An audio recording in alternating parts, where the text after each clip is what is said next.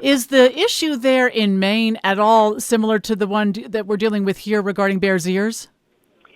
Slightly different.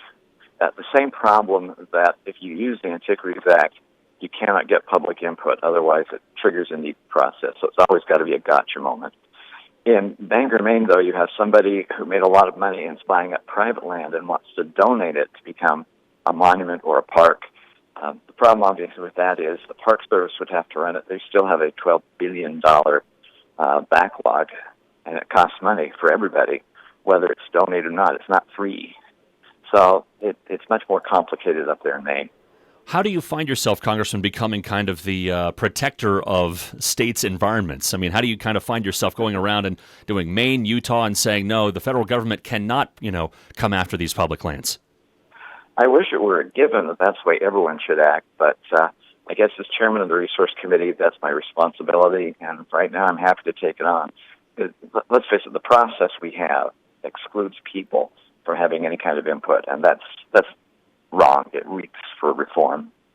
So is your goal then, Congressman, to ultimately take the decision away from the Interior Department and make it a congressional decision? Well, it can't be done by Interior. It has to be done by the president alone. That's why if he involves Interior, that triggers NEPA. So it's got to be a gotcha moment. What I'm trying to say is a better way of doing that is to allow Congress to go through there and make sure we do have open hearings so that people get a chance. And that's what we're doing up there. Let people come in and say what the impact of this would be for them, because the administration won't do it, and then go from there. I'm not opposed to monuments. In fact, in my PLI, we tried to create a monument in eastern Utah. I just want it to be done the right way. So you clearly have Utah in your crosshairs, Maine now in your crosshairs. Any other states and possible monuments that are standing out to you as concern at this point?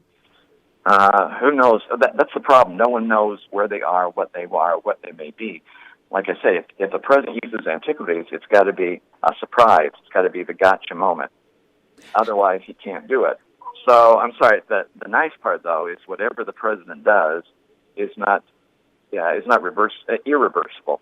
Any president or Congress can change it later on, and I think some of these that this administration has made in the last few years will be at least modified, if not changed. How do you make that balance or find that balance between the national interest in preserving the area or the land and the local interest in the economy or whatever other local interest there might be?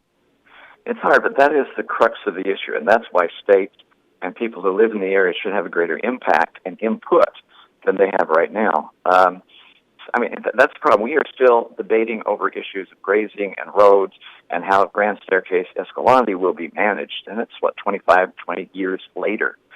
And all of that should have been done ahead of time before President Clinton ever announced the monument. And that's what we're trying to say, is that's why it's much better if Congress goes through the process, as cumbersome and slow as it is. At least people have a chance to have their voices heard. It doesn't happen when the president just designates something using the Antiquities Act.